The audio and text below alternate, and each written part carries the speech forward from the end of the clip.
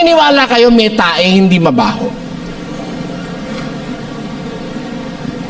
May tae hindi mabaho. Yung bata, pagka ang pinapadodo nyo pa lang sa gatas nyo, wala siyang ibang kinakain. Gatas lang, hindi mabaho tae. Bearable, tolerable ang amoy. Pero pag kung ano-ano na pinagpapapakain nyo sa bata, sama-sama na hindi na magkakabagay, mabaho. Parang tain ng matandang tao na kung ano-ano pinagsama, mabaho na. Kasi, imbis ma-digest, nagkaroon ng putrefaction. Nagkaroon ng pagkabulok. Dapat ang pagkain huwag mabulok. Matanggap ng katawang hindi bulok, ma-digest, matunaw, madala sa mga bahagi ng katawan natin ng hindi bulok. Pagka pinagsabay mo pala yung gatas at saka yung karne, imbis digestion, putrefaction. Yan ang natuklasan ngayon ng siyensya. Tama ang Diyos, oh. Huwag mong iluluto ang karne ng kambing sa gatas ng nanay niya. Ayaw ng Diyos pagsamahin ng karne at gatas. Kasi magkakaroon ng magkakontrang chemical reaction sa digestive system natin. O, yan. Parang ganito, para maintindihan nyo. Ngayon ho, may bagong siyensya. Yung siyensya ng tropology. Siyensya ng tamang kombinasyon ng pagkain. O, tamang kombinasyon ng pagkain. Ang magkatama palang kombinasyon ganito. Kakain ka ng karne, huwag kang kakain kanin o tinapay, huwag. Ang ulam mo sa karne, gulay. Tutulong yung gulay na tunawin yung karne.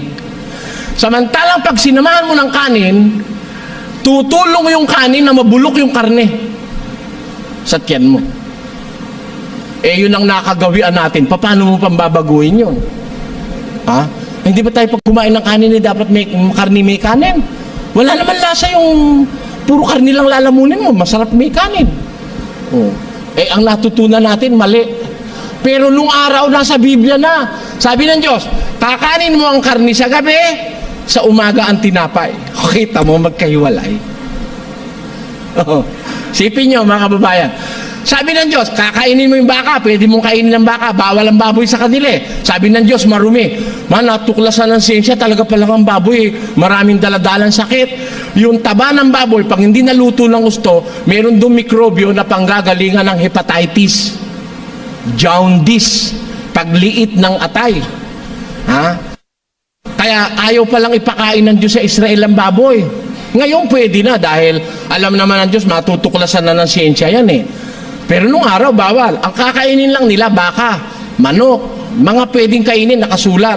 Kaya lang, ang sabi ng Diyos, huwag mong ilulutong may sabaw. Iihaw mo sa apoy. Ang sabi ng Diyos. Aba, nung matukla-tuklasan ng siyensya, yan palang baka at saka yung mga baboy, pag pinapatay pala yan, nagkakaroon pala yan ng chemical reaction sa katawan. Yung natatakot sila dahil pinapatay sila, nagpo-produce ng maraming lason. Yung lason na yon nasa dugo. Kaya ang utos ng Diyos, pag magpapatay ka, tatapon mo yung dugo, tatabunan mo yung lupa. Kasi nandun yung lason eh. Pag kakakainin mo na, iihaw mo. Pag inihaw mo kasi, yung mga natitira pang mga konti-konti pang mga iskoma ron, tutulo pa rin. Kainin mo man, di ka masyadong makakakain ng mga lason. Ganun sa Diyos sa Biblia. Kaya, nung matuklasan ng siyensya ngayon yung palang mga hatol-hatol ng Diyos doon sa Biblia, scientific eh.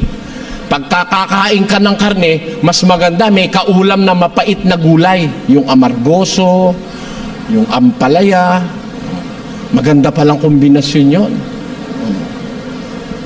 Nasa Biblia na yun. Ngayon lang natuklasan ng siyensya. Kaya yung si Biblia at siyensya, hindi mo magkalaban. Gusto nyo pong ituloy natin ito, mga kapatid?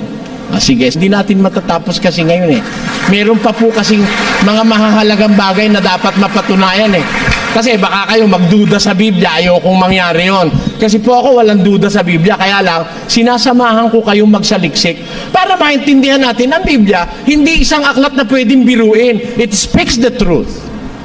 In fact, it speaks the scientific truth. Yan po ipagpapatuloy natin kung loloobin ng Diyos.